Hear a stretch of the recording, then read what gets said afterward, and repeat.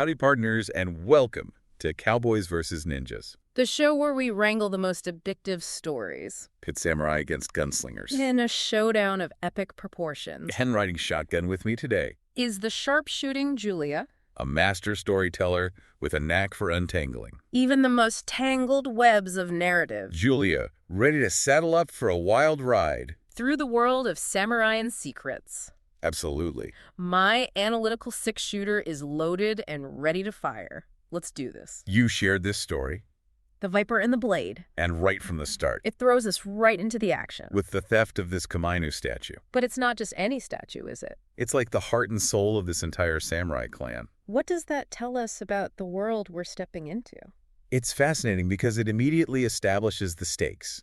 This isn't just a smash-and-grab robbery. It's a violation of something sacred.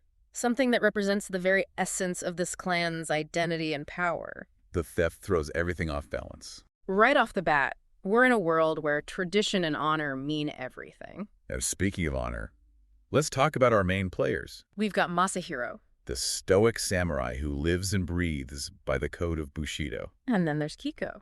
The ninja who's as elusive and unpredictable as a desert wind. Talk about a clash of cultures. It's like the classic showdown we've all been waiting for, The samurai representing order and tradition. versus the ninja shrouded in mystery and deception, It's the cowboy versus ninja archetype. playing out in a world where swords and shadows collide. So is it fair to say that the author is intentionally setting up this dichotomy? To play on our expectations of these two iconic figures, Absolutely. I think the author is using those preconceived notions. To create a sense of tension and intrigue. But what makes it even more interesting is that, It's not just a simple case of good versus bad, right versus wrong. because of course, as soon as we think we've got Kiko pegged as the thief, The rug gets pulled out from under us, right? And that's when the story really starts to get interesting. we discover that Kiko is actually a pawn, In a much larger game, orchestrated by the power-hungry Warlord Genji. talked about a twist. So suddenly we're not just dealing with the stolen statue, We're plunged into a world of political intrigue and high-stakes conspiracy and poor Masahiro finds himself forced to partner. with the very person he believes is responsible for the theft. What kind of dilemma does that create? For a man who lives by such a strict code of honor, It's a real test of his principles, isn't it? he needs Kiko's skills to navigate this treacherous world and track down the Komainu. But can he bring himself to trust someone who operates outside the bounds of his moral code? And what about Kiko? What's her motivation for teaming up with Masahiro? Is it simply self-preservation? Or is there something more to play? Well, her reputation is in tatters. So she needs to clear her name. But I also think there's a part of her, That's drawn to Masahiro's unwavering sense of honor. something she's never experienced in her own life. So we've got these two characters, Thrown together by circumstance. each with their own secrets and motivations, And they're about to embark on a perilous journey. through a land teeming with assassins in danger. What stood out to you about the way the author crafted this journey? The author doesn't just throw them into a series of random fight scenes. Every encounter Every obstacle they face, is designed to test not only their physical abilities, but also their beliefs and their growing bond, it's like they're being forged in the fires of adversity. pushing each other to their limits, And through it all, we see glimpses of change. hints of vulnerability beneath their tough exteriors. And that's what makes the story so compelling. It's not just about the action. It's about the internal struggle. The doubts and fears that these characters have to overcome, It's almost like they're mirrors for each other. reflecting back the things they both need to see in themselves, And that's where we'll pick up next time. exploring how this journey transforms them, both in ways they could never have imagined. Welcome back to Cowboys versus Ninjas, Where we're tracking the unlikely partnership of Masahiro the Honorable Samurai. and Kiko, the shadow dancing ninja, We left off with them embarking on this perilous journey. to recover the stolen Komainu. And it's interesting that the author uses this forced partnership trope. It makes you wonder how often we really get to know someone we initially dislike. Masahiro and Kiko are stuck together, so they have to see those hidden depths. Right. Do you think that's realistic? Or is the author forcing their character development a bit? I'm leaning towards realistic, at least to some degree. Yeah. Think about those times you've been thrown together with someone at work Right. or on a project, and you had to find a way to make it work. Oh, yeah, for sure. Sometimes those initial judgments break down when you're forced to collaborate. That's a great point. It reminds me of the saying, familiarity breeds, well, maybe not contempt, Right. but at least understanding. Yeah. Exactly. Yeah. And in Masahiro and Kiko's case, it's not just about understanding each other. Right. It's about needing each other's skills to survive. Absolutely. Masahiro, with his unwavering honor and rigid code. Needs Kiko's cunning and adaptability to navigate the shadowy underworld. And Kiko, who's always relied on her own wits and deception, needs Masahiro's strength Yeah. and sense of purpose. They each hold a piece of the puzzle the other one is missing. That's the beauty of this cowboys versus ninjas dynamic, right? Yeah. They represent opposing forces, but those forces are also complementary. Yeah, it's like the yin and yang. Light and shadow, you need both to have a complete picture. And it's not just about their skills, it's about their personalities, too. Right. Masahiro's steadfastness provides an anchor for Kiko's unpredictable nature. Okay. And Kiko, with her quick wit and humor, helps Masahiro to loosen up. and see the world with a little less rigidity. They balance each other out. They do. It makes you wonder if the author is suggesting the true strength Yeah. comes from embracing both of those aspects. Yeah. Yeah. The stoic and the flexible, the honorable and the cunning. What do you think? I think that's a very insightful observation. The author seems to be challenging the traditional view of these archetypes. It's interesting. It's not about one being better than the other. It's about recognizing the value in both Yeah. and finding a way to integrate them.